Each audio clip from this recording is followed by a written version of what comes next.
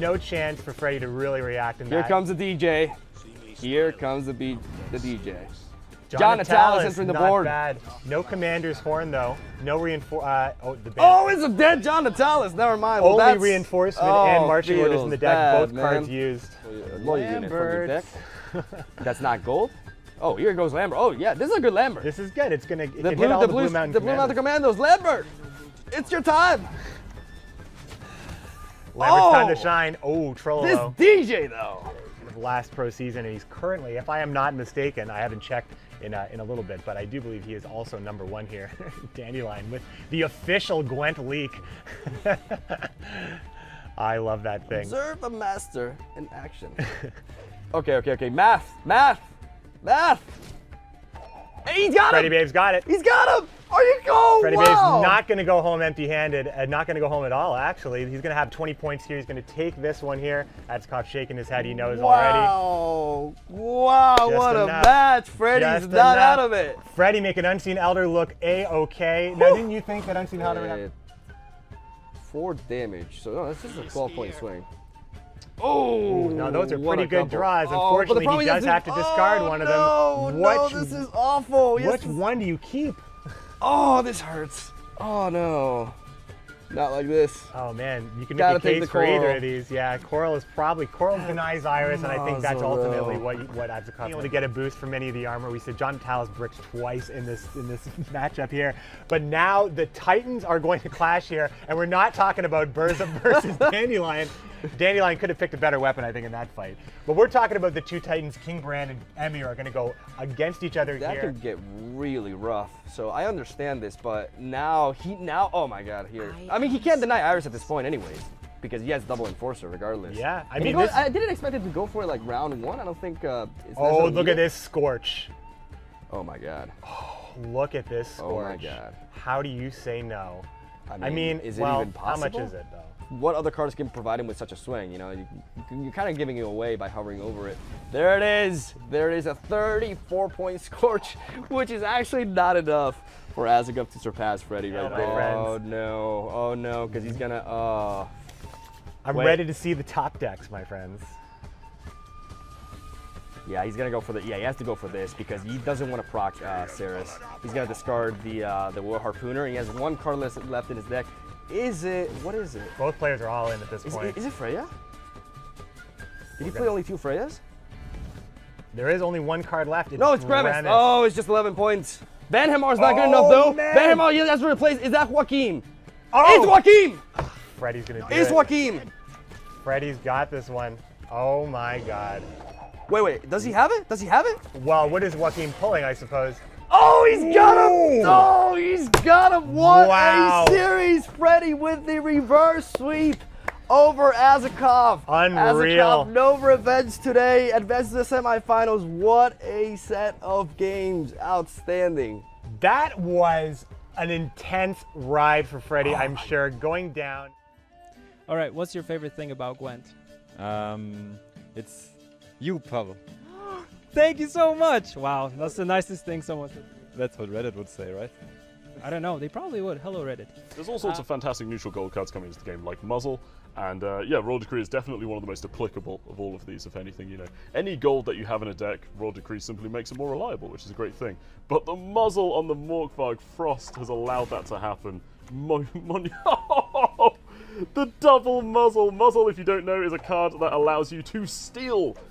There's a total of 25 points going to GameKing side, plus the 9 coming down from the Nautical Brigade, and I think it's just not enough. It's too many points. It's not enough, but it is a very close finish to this game. JJ taking the first victory in what is actually a pretty monumental win for him, because I mean, realistically, he just went first and beat what many people regard as one of the strongest decks, so fantastic win for him.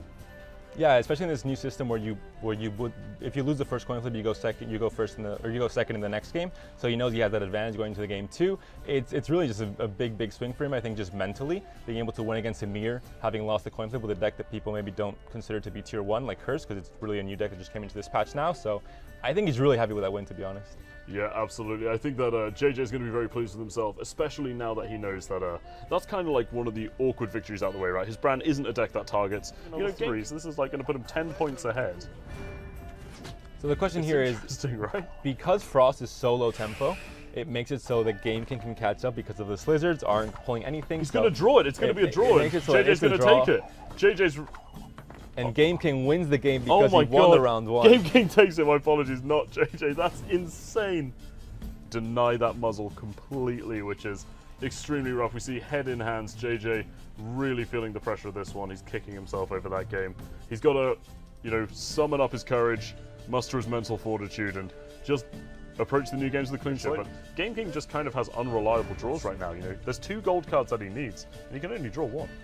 Exactly, we see Muzzle here with Guild. Like I said before, a bit of RNG with Guild. You don't have the guaranteed draws every time, but stealing that marksman, like we said before, it adds so much more value than just that swing, the 14-point swing, by stealing it. But then we see GameKing, of course, the mirror Muzzle again. We saw it before, we see it again. 20, 30-point lead, but actually, we see JJ taking the victory by 7 points, which means that this match will continue into a match 5. It is sudden death for who gets the spot in the semi-final tomorrow. And not only is the game more exciting because it is a 2-2 series and we're going to a last game, but it also makes it so that the prize money is split almost evenly between both players. Whoever wins this will take home, you know, the $600 that were in stake, and the other player will take $400. So even if you lose, you're still taking quite a bit of money plus the money for showing up. So I think both players are at least, you know, have that, you know, to lean back on. Absolutely. We have Burza and Dandelion. It's not a card you normally see, I think, in these Brewer lists. Although GameKing has been playing it for a few patches, so maybe he does expect it a bit. But in the end here, I mean, it makes it so that GameKing's hand is super awkward, and JJ is going to win this game because of a play like Scorch, for example. I mean, you have to pass there, basically. Yeah, Kira's going to be enough. Just probably going down on the front row. Won't block the Scorch, or on the mid row, that's fine too. So, yeah, there we go. JJ is just... Oh my god, that's why he did it!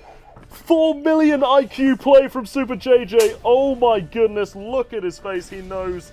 Absolutely stunning end to this game. Oh my goodness, the emotions show in his face.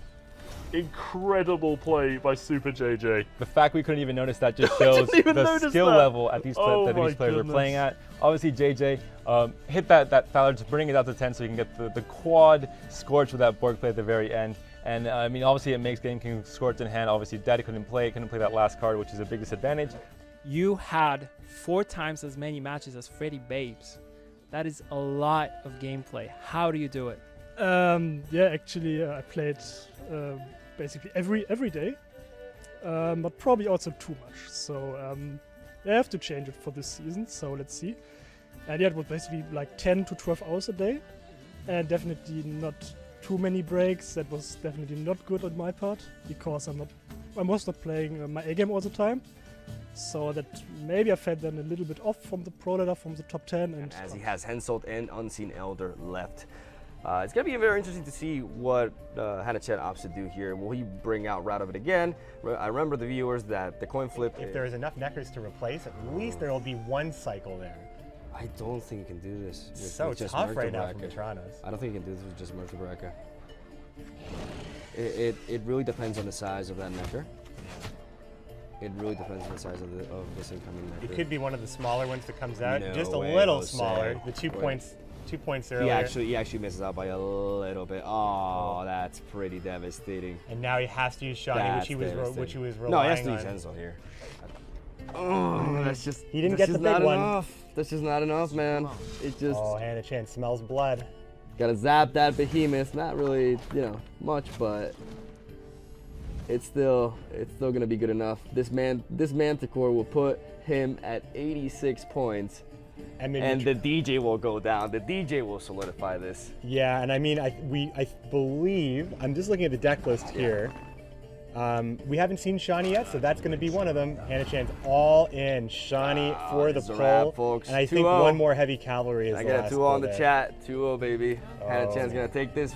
And after losing the first match of the series, he's going to move up to 2-1 and threaten Metranos with the 3rd victory, which will lead him to the semifinals. This is a really good series. And Trollo the last card. Trollo was the last card. That's funny. We saw it in the last matchup. I actually forgot that we didn't see it this time. And Metranos is just going to show it. He's going to show it there. I mean, it was a very risk. It's kind of risk. Like that with like 6 cards against Movement Squato, he managed to hold his ground, and it doesn't matter if you get that stinking mess in order. It's not gonna be enough. It's too much of a mess, man. It's just a little bit too much of a too much. There's even like one weird thing like eating corpses. Like it's just too much, man. Too much. I think the situation that OMhanachann found himself in is, I kind of like the idea. You keep a word answer so you can actually have carryover in a like with that mulligan. As much as he can and pass in a favorable position, and he's probably able to do that. Bringing back the siege support, OMhanachann's already got his mouse on the muzzle, and there it is, taken. You didn't see it in round one. OMhanachann would have had to have drawn it in that situation, so Metranos definitely had to do that there. As we say, use your counter to muzzle it back. Muzzle meta, my friend. More value. Yeah, battering ram would be 9 points in that situation, so that would actually be good enough, but is it actually going to be like but this operator delays the turn one more, so you can completely dodge this. You can absolutely dodge this. And he's going to have to use this proactively to avoid a massive loss there from, he's actually, by empowering this Northern Mercenary, he's saving up 4 points, which is very nice for him. OMhanachann in a very strong spot. Hattori's going to close the door on this one. This is the final hit. This is the final hit from Metranos. 7 points. That is easy. That is what easy a series for Hattori. Series after series after series. Best of fives. Wow. Everybody making as much as they can, but only one player in each of these series can advance, and that's going to be China's OMhanachann. Long journey here to Warsaw to take it 3-2 up against Metranos. He'll be going home with well, he's not going home at all. Metranos is going to get $400 for the 2 victories. What a series. I mean, I have loved this tournament, watching and casting, meeting these players as well. Great games, like such outstanding matches. You have the highest win rate among the top 8 players here. How did you achieve that? It's very easy. You just have to have skills, and that's it. Wow, simple. You're very confident. When it comes to playing against your opponent who's from China, do you have maybe an idea what he brought to the tournament? Not really. I haven't played against Chinese players that much, but they usually bring something weird. Talus going in for a reinforcement, which really, at this point, is Irohabit's biggest play. And it might just pull Dandelion Elite here to get some synergy for the heavy cavalry, or it can pull Stennis as well, of course, if he still has it in deck, plus Margarita. Oh, he's going to have wished he saved that for later, because Margarita, in addition to locking its target, will also reset it. So not having that against those Tailbot and Protectors is going to hurt. Irohabit shakes his head. He knows that was not the time for Margarita to come over. Although, no, the gills. He can line Dijkstra up, right? He can just get whatever he wants on top of his deck. Yeah, that's true. You can get the silver cards as well. So, or just, he has a marching order, which can be fantastic as well. I think that does pull out the infantryman. So I think he really can't complain about this. Yeah, who knew Gills was such a great Northern Realms card, coming out to reset that Necker and lining up the marching orders. For any kind of infantryman is going to win it here. So I think Tailbot has this one. He's going to, go 2-0 up.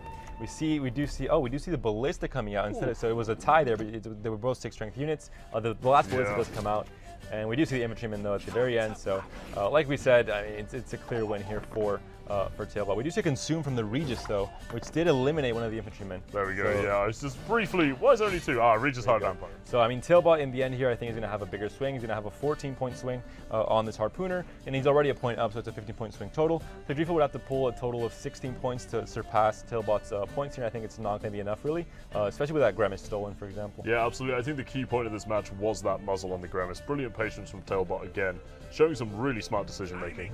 Waiting, taking the restore target, and just absolutely shredding Irohabit's res value. Even the additional Ceres won't be enough to take it, I don't believe. Yeah, Harpooner here would be worth 11 points. It's 3 points of damage plus the 8-point body, plus the Sigrifa is worth 14 points, so it'd be 1 point down. 1 point shy. And is like we said, about to get 1-0'd? That's 3-0'd by 1 point. And like we said in round 2, 1 point could matter. That Morkvark carryover in the end is going to be the decider here. So we said you have to be very wary. 1 point can decide games, and in the end we were correct here. Tailbot ends up winning this 3-0ing Irohabit. Big side, 3-0ing. GG is called. And there we go. We have our first 3-0 after 3 incredibly close series. We get a 3-0. It is going to be a sweep by Tailbot onto Irohabit. Well played by both players, especially super impressed by Tailbot's gameplay. I think he actually made some incredibly clutch decisions that led to this result. Although the games were much closer than the result reads, and good sportsmanship between both players. Yeah, I think it was good. Is there anything you want to pass on to your opponent? You will lose. Okay. Okay. So we actually have our semi-finals sorted tomorrow, which is so exciting. We're going to have Freddybabes taking on SuperJJ, and we're going to have OMhanachann taking on Tailbot. It would have been great to see a China versus China semi-final as well. Would have been, you know, an interesting story to see as well. But in the end, Tailbot does advance. I think great games from him. I think he played really well. Really high skill as well between both players. I think they were fantastic decks to be played as well with Spelltel, for example. In general, I think you can't complain. It was a great day of Gwent.